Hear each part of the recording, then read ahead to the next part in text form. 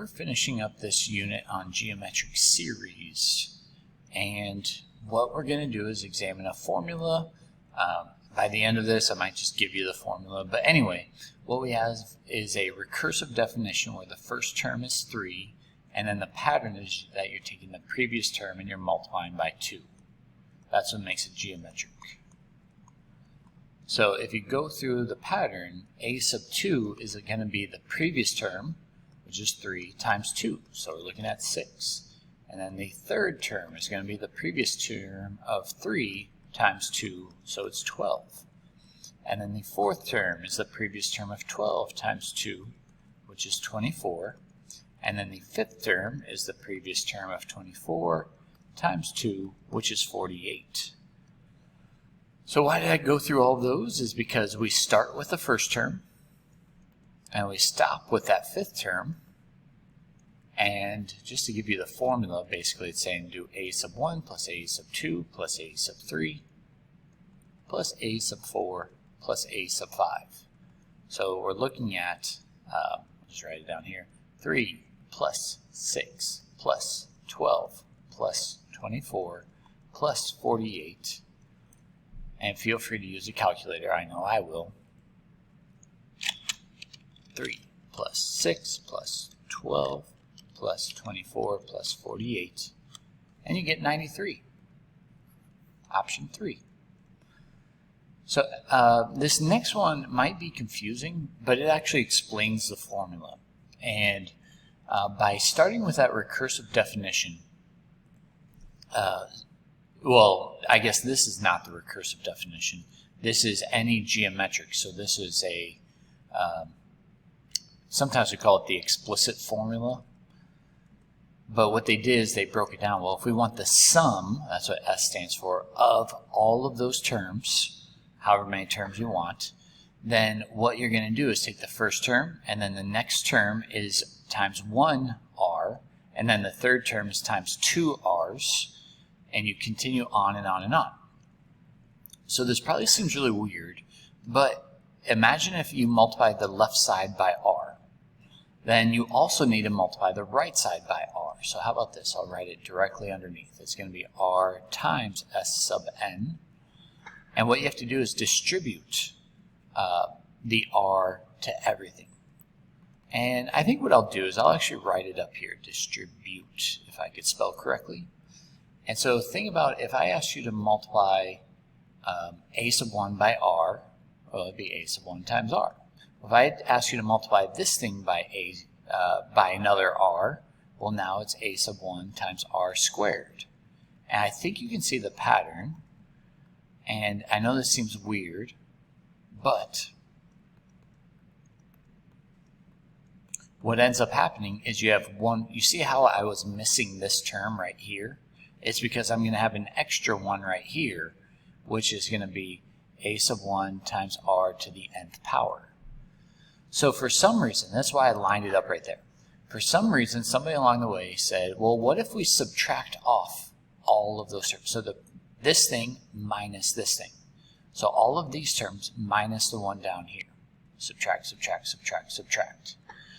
Well, all of these things are going to cancel each other out, except for a sub 1, and then this is going to be a negative a sub 1 times r to the nth power. And then somebody decided to go and do the greatest common factor on both sides. So going from here to over here, they're doing the greatest common factor, which would be s sub n is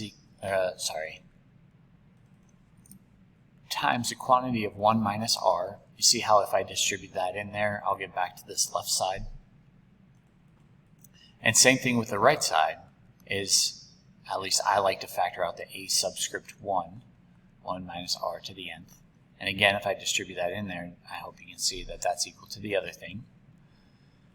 And then from here, it's a multiplication problem. So how do we solve multiplication if we want to get s sub n by itself? Well, what you do is you divide that thing over. Now, at the end of the day, all you need to know is this formula. So if everything I said went over your head, This is the sum formula of our problems. Let me show you how that works. So we already know this answer was 93. Well, if you go back through it, a sub 1, the first term was 3, the common ratio was 2, and the number of terms was 5, because we went from 1 to 5. Well, if you follow that formula, I'm not going to scroll back down yet. I'm just going to type it in, alpha x, that it was the first term times 1 minus the common ratio to the 5th power over 1 minus 2, the common ratio, you get the same answer. So it may seem like magic, it may seem like it doesn't make any sense, but it does work. So all you need to know if you want the sum of a geometric series is what's the first term? Well, they tell you it's 3 in the problem. What's the common ratio? Well, they tell you it's 4. And how many terms do you have? 8. So instead of having to write all of that out where you're like, okay, well, the first term is 3, the next term is 12, because 3 times 4, the next term would be 48, 12 times 4, and adding it, we don't even care what the last term is, because this formula doesn't ask for the last term. So I'm just going to follow along. Alpha x, the first term is 3, 1 minus 4, to the 8th power, feel free to close that parenthesis, 1 minus 4. There you go, 65,535. And for the sake of having halfway decent notes, I'm going to write that out. The sum of the first 8 terms is 3, 1 minus 4 to the 8th power over 1 minus 4. And the calculator does all the work. Like I said, if that went over your head, the formula is already written right here. You can go back to it. You don't have to work. I will never ask you to derive this formula again, but at least it gives you everything that you need to know. So as we do this next one, I believe this one's a little bit more complicated than the other ones because they don't give you much information. But anyway, we have $500 into an account, getting 5% compounded annually. And we want to know how much money is in her account after she has made $500 deposits at the beginning of her 11th year. Okay, so what's weird about this is a long time ago, it feels like ages ago, we did a problem where we did 500 and then we did 1 plus the interest rate to the tth power. So that would be the parent function of what's happening. But let's rewrite this again. And the reason why I want to rewrite this is because eventually what we're going to do is derive that the common ratio in this problem is 1.05. But let me switch back to that purple or pink color. So there's a big difference between each one of these. So if you deposit, let's say for let's do 11 years first. So just think about if you put in the money at the beginning and you let it accrue interest,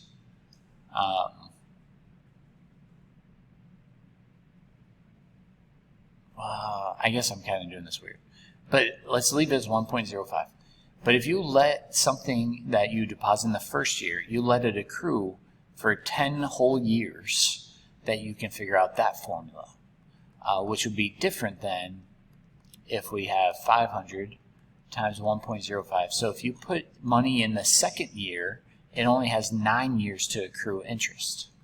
All the way down until you look at... So as I continue through this, there's definitely a pattern that's going to happen. And maybe I'll even write down one more, because if you make the 11th payment, there's no time for that interest to accrue. But if you wanted to, you could also write it to the 0 power, which might actually be useful because then you understand that anything to the 0 power equals 1. So your first payment is just 500. And then your next payment is that 500 times 1.05. So like this is your last payment. Let me write that down. and maybe I shouldn't even call it payments, but last deposit. There you go. This is your second to last, and then continue on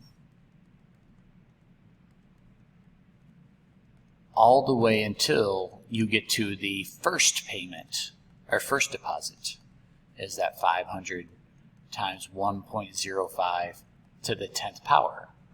So in other words, the fast way of doing this, let me switch colors again, is that we have 11 terms if you include the first one and then the 11th one. And that's why I thought maybe writing to the 0 power would be helpful, because you have to include that one as the first all the way up here. So anyway, your first term, I know this seems weird because it's actually the last deposit.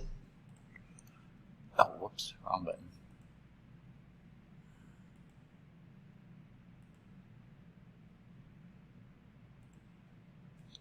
There we go. I thought I lost that for a second. Is that 500 number, and then the common ratio is that 1.05. So like I've been pointing out for the calculator, the sum of all of those deposits is 500, and then 1 minus 1.05 to the 11th power over 1 minus 1.05. And you can go to a calculator and type that out.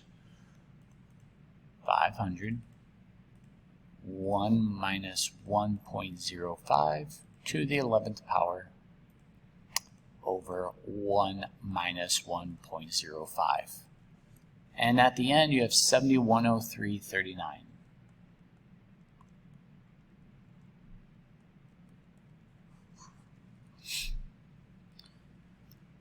And this last exercise, to me, is kind of a goofy problem, but it is very much the same as what we're talking about. So let's say somebody has a penny to put in their piggy bank on the first day, 2 pennies on the second day, 4 pennies on the third. And I know it's a weird question. Will this person be a millionaire on the 31st day? Because you might even start putting things out, that 1 penny, and then 2 pennies, and then 4 pennies, and then 8. And you could do this for a while, and you're like, man, this guy's going to be broke still. He's only going to have a few dollars. But this quickly gets out of hand. I'm just going to put ... at this point. Because if you follow through the formula, n equals 31, there's 31 days. The first term is only 1 cent, but the common ratio is double. So the sum of those 31 deposits is equal to 0.01, 1 minus 2 to the 31st power over 1 minus 2. And just so you're aware, this is going to be a crazy number. And you know how I always say, does your answer make sense? You might be sitting there and saying, this answer does not make sense. But if you don't believe me, I would encourage you to work through it a little bit more, because this answer ends up being over 21,474,000. How about this? I'm just going to move this down, save myself a little bit of time from having to retype that. And yes, it is correct. So yes, you would be a millionaire. The problem is that the very last payment, you're making like a $10 million payment on the very last one. I think the one before that's like $5 million. The one before that is like $2 million. So yes, I typically say, does your answer make sense? This might not make sense to you, but it is correct. And you are ready for the homework now.